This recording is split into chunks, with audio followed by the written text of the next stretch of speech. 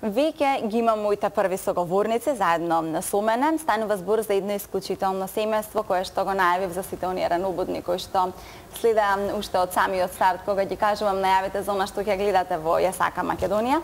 Заедно со мене се семејството Кираџиеви. Ќе почнам од највозрасниот, господинот Атанас Кираџиев, татко на Весна Кираџиева и Александар Кираџиеви, наши маратонци кои што совладуваат државни рекорди и како што веќе споменав, благодарение на нив нашето знаме гордо се вее на секаде низ светот. Добро утро и добро ми дојдовте во денешното издание.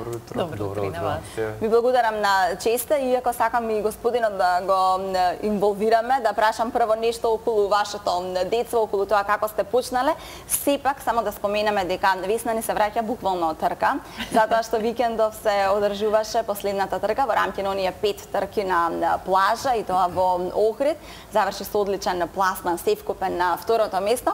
Она што ме интересира, Весна, е вообичаено кога ги трчате оние долги маратони на долги патеки и се до тоа, претпоставувам дека ова со плажава беше една рекреација за вас? Да, буквално ми беше, добро, нема да кажам рекреација затоа што сепак дадов се од себе, нели максимум, меѓутоа во споредба со полумаратоните и маратоните овие ми се значително пократки дистанции, барат многу повеќе брзина што барат сосема некоја друга подготовка и ми беа онака предизвик, буквално тренинг, посебно во овие летни периоди кога се подготвуваме за онаа есенска полусезона на полумаратони и маратони, така да реално и ми требаше нешто вакво како за промена, посебно во како чисто да се разбие монотонија во летната сезона. Така и да се држи кондицијата. Да. Прво кога станува збор за спортот, нормално вие потекнувате од некога, тоа е господинот Кираџиев. Господине, добро ми дојдовте. Добро најдов. Прв пат сте на камера. Па, речи си прв пат. Така, добро. Вака, би сакала на самиот старт, со оглед на тоа дека сте поранешен гимнастичар, сте се надпреварувале во времето на поранешна Југославија и одеднаш доаѓаат овие две суштества на светот. Како се одлучивте да ги насочите кон спортот? Па да кажам, реално, повеќе они сами се насочија. Јас само им дадов еден пат, малку така. Александар, као помал кога беше, уште од 8 години, почна да тренира фудбал во фудбалскиот клуб. Да, во фудбалскиот клуб Вардар, со тренерот Кочо Димитровски. Тренираше некое време тамо, меѓутоа имавме како традиција да излегуваме за Божик на плоштад, така се шетавме во тој период, слободен ден ни беше. И во тој момент се одржуваше една атлетска трка Божикен крос. И Александар така си ме праша дали може јас да трчам овдека со овие луѓе? Па викам, не знам дали ќе можеш. Немаше представа што се случува. И викам, ги прашавме таму организаторите, Душко Ангеловски тоа време и компанија беа тамо. Вие како човек од спортот? И јас како се познати предпоставувам. Да. И рече да трча, мал и он уште за 12 километри требаше да трча. Не знае колку е. Не знаеше колку е. И се вклучи во трката и што беше најубаво, ја заврши трката. Со помош на уште еден атлетичар, како се викаше? Своевремено секретар на Атлетска федерација, Маријан се викаше. Браво, Па ми помогна, тоа беа 3 круга. И му помогна да ја истрча трката со него. Он му кажуеше, ајде уште малку, ајде уште, така ја заврши. И тогаш ја доби првата медала како најмлад учесник во атлетика. А со Весна приказната? А со Весна беше приказната верижна. На надпреварите, на тренинзите кога одеше Александар, кај поранешниот нивни тренер, починате сега, Методија Веновски, и тој ја праша што седиш ти на страна, зашто и ти не се вклучиш во атлетиката? Па не знам, вика јас, дашки можам и. Па вика, ајде ќе пробаме. И така, и она се вклучи во атлетика да тренира. Сега ќе ми кажете колку сте горди денес, затоа што и двајцата соборуваат државни рекорди. Не знам како да ви кажам, не се опишува тоа. Нели за еден родител кога децата се на прав пат и се борат за успех и за резултати и за подобар живот и за поздрав живот, јас мислам дека за родител е многу гордо тоа. Предпоставувам. Весна и Александар, зошто вие пак се одлучивте за маратон? Најтешка атлетска дисциплина бела? Па најверојатно најголем предизвик сме виделе во тоа. Секако дека во тоа време за кое говореше и татко ми, не сме се одлучиле во старт одма за маратон, затоа што пред се не е здраво, не е ни препорачливо. Јас почнав со мои 10 години да тренирам атлетика, Весна имаше тогаш 11 и нормално ги почнавме по насоки и инструкции на нашиот тогашен тренер Методија Виновски да ги настапуваме оние помали дисциплини и со право, така и требало. Значи 800, 1500, 3000, 5000, 10.000 трките за понатаму да се пренасочиме. И како поминуваше време, одминуваа години, видовме дека оној endurance дел, односно издржливоста, дека повеќе ни лежи, дека можеби маратоните се токму таа дисциплина која што нас најмногу ни одговара. Весна почна прва со маратони, морам да признам, и тоа имаше можеби 5 маратони пред јас да истрчам ни еден. 5, 6, 7, не знам, имаше маратони на знае да му кажам што го очекува. Да, а јас трчав до тогаш полумаратони и пократките дисциплини и видов дека усвари може да е тоа стварно мојот предизвик, стварно мојата дисциплина што ми лежи. Не си излажав, отидов еден маратон, првиот маратон беше Скопски маратон, иако знаеме дека Скопски маратон на малку потешки услови се одржува заради надворешните амбиентални услови.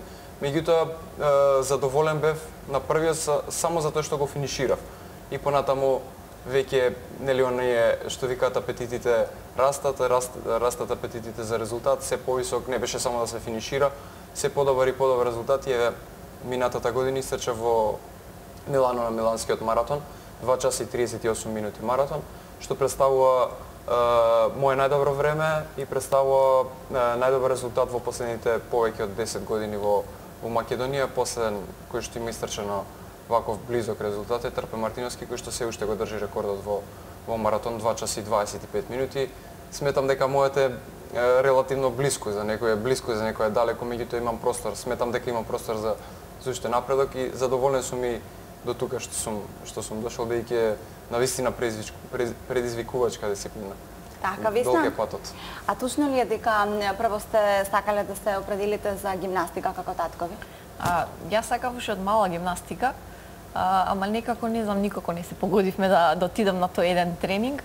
И не знам, веројатно може би има нешто до тоа наследно генетски што сум сакала да тренирам гимнастика, ама се сеќавам дека секогаш надвор со другарките во мало ја се превртував салта, стои на раце, мостови, без некој да ме подучувал за тоа. И за тоа ми беше интересно, мислам така и поелегантна дисциплина е, не знам, женствена. Зависи кој дел, нели?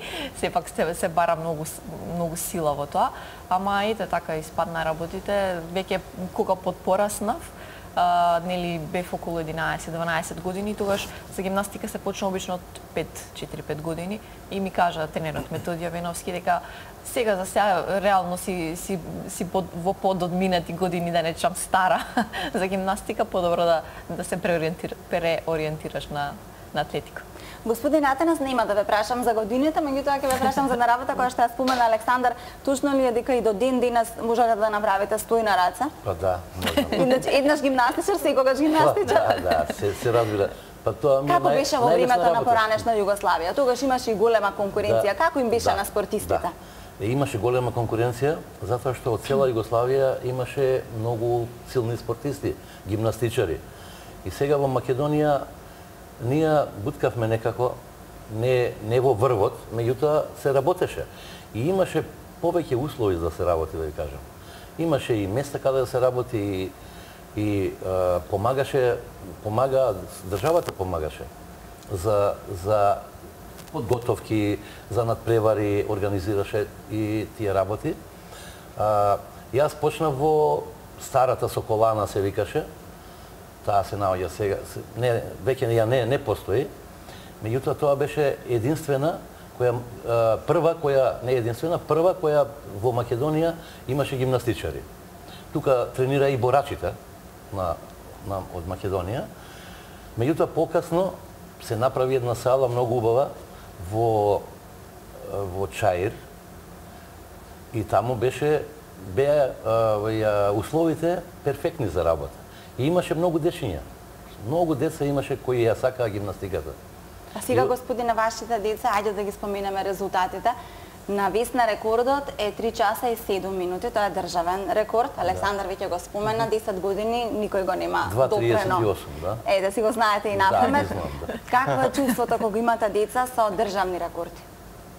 Па, да ви кажам, многу... Како се чувствувате кога ги гледате? Чувството е, навистина, како да ви опишам, неверојатно, да.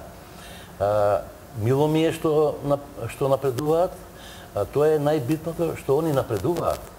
Значи, не постигнале еден резултат, па застанале тука. Меѓутоа, Весна, например, во последните 4 години сигурно има околу 7-8 рекорди направени државни. Се плашите за нив кога ги гледате како трчаат, затоа што маратонот, да се разбираме, сепак се тоа 3 часа во кои што Весна треба да трчаат дење, трчаат ноќе, трчаат на сонце, трчаат на снег. И вие кога ги гледате едноставно, какви емоции се будат кај вас? Нас можеби и потешко ни е, зашто знаеме какви напори прават за да ја истрчаат таа трка. Значи 42 километри е многу голема делница. И они не трчаат за рекреација, они трчаат да постигнат некое време добро. Тоа е уште потешко. Така. Споменав дека, освен што некако многу ги, кога ве гледам вас, на ум ми паѓа на вистинска семејна вредност, поддршка. Дури во ваши некои приписки на вашата страна забележувам, ја викаш брате мој и така натака, значи тоа е веќе еден братски однос меѓу вас. И заедно тренирате. Колку ви помага тоа што сте постојано заедно се мотивирате, заедно, ќе кажам и тренирате заедно? Да. Ајде. Двајцата може. Не знам, така сме навикнати уште од мали со оглед на тоа што сме разлика 1 година и буквално сме веројатно така израснати родителите, така не воспитале да се држиме, не викам дека ние не се караме. Сигурно, во секоја Да, секогаш мислам се случува да имаш конфликт кога си со некој така близок. Меѓутоа ни помага реално затоа што голем дел од тренинзите ги правиме заедно. Меѓутоа се надоврзам вака повеќе поддршката која што имаме меѓусебно на тренинзите е од оној психолошки, ментален аспект. Значи, ако кажам јас сега дека правам заедно тренинг комплетен од почеток до крај со Весна, ќе излажам или пак она со мене. Меѓутоа, на секој тренинг ние буквално разгледуваме што се случувало и што ќе се случува. Што ни предстои, што сме правеле, каде се грешките, што да организираме, како да се организираме, затоа што знаете како е ситуацијата во атлетиката во Македонија, мора сами да се организираме околу се. И сега она може да ми се пожали за некоја болка, не знам, па наоѓаме солуција, па вака, па така, тренингот не одел, зашто, бараме солуција, бараме причината која била, се консултираме со нашиот тренер, морам да го споменам, Методија Кертаков, кој што моментално на докторски науки во Мелбурн. Така да, постојано, тие тренинзи ни служат, тоа што праша иницијално на почеток на прашањето, тие тренинзи ни служат буквално да се надоградуваме еден со друг. Не повеќе од аспект да се излечеме. Јас ги користам дел од тренинзите за да излечам Весна за одреден, за извесен добар тренинг резултатски.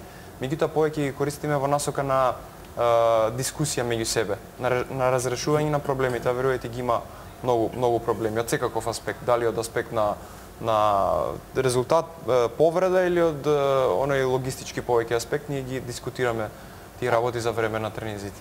И сега, јас пред да го вклучиме линкот, би споменала само дека Александар работи во штедилница. Луѓето во Македонија штедат ли? Нели кој штеди има? Штедат.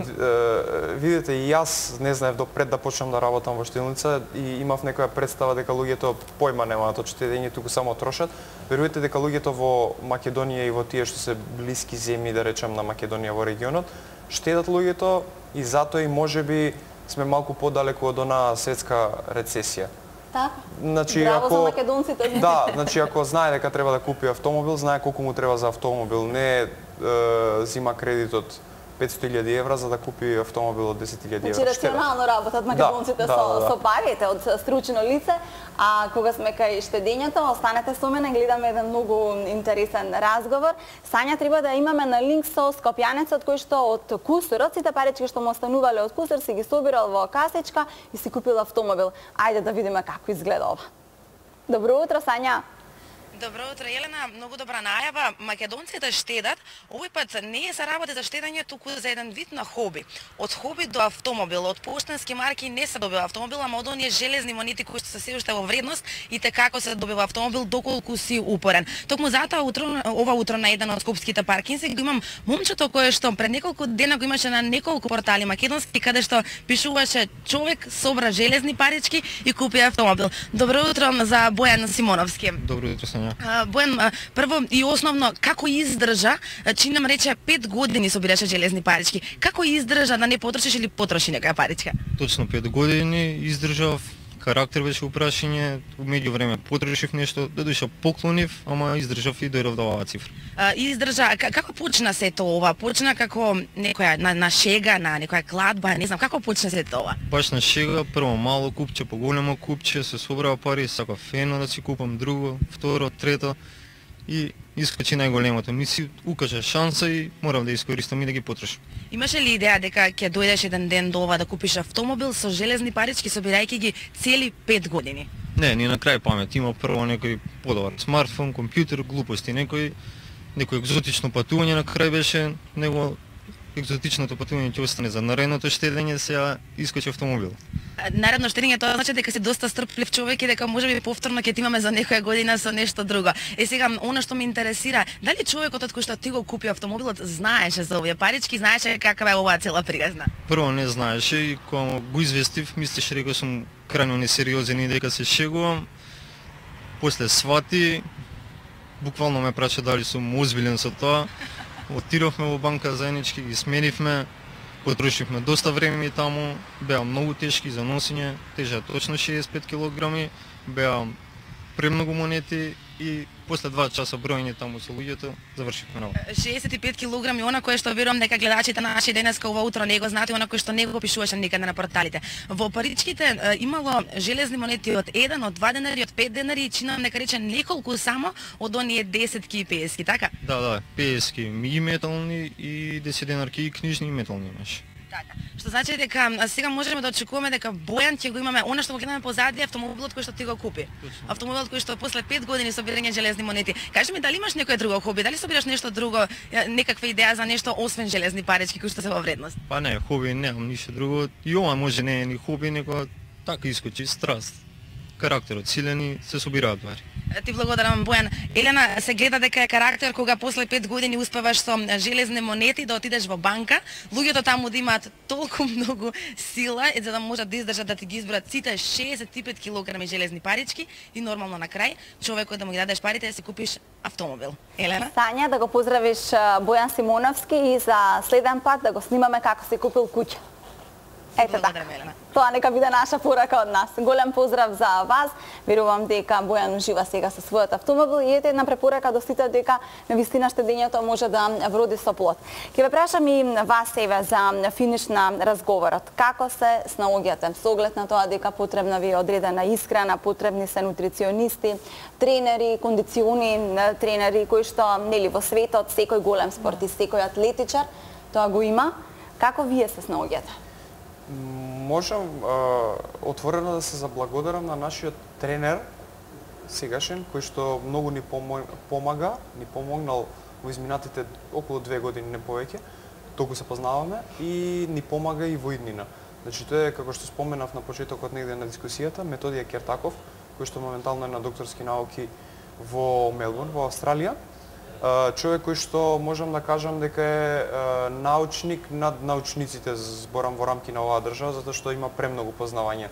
Тока фанатик не сум видел од човек кој што е толку насочен на науката и само науката. Да го одржи во кондиција, да ви ги даде сите препораки. Од секаков аспект, дали тренажен процес, дали исхрана, дали како влијат амбиенталните услови, во однос на флуидите, како кога треба да се внесува подолбана исхраната, од секаков аспект ни помага затоа што има премногу познавања. А она што ние го имплементираме на лице место, претходно секако беше исхраната на мама Јилја.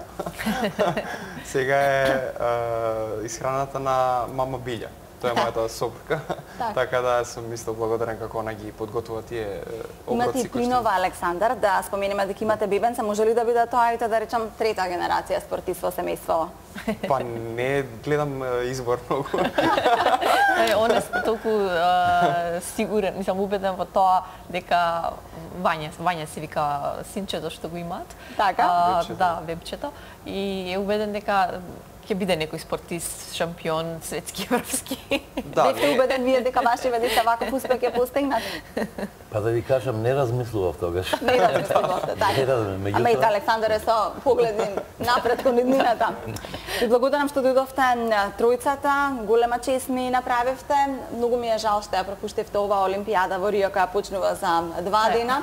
Ќе биде посебна по многу нешта. Овој пат ќе се надпреваруваат и тим бегалци. На оваа олимпијада има тим бегалци, има многу рекорди. Навистина сакав да сте дел од нејза и повторно да се вие македонското знаме, но се надевам на следната.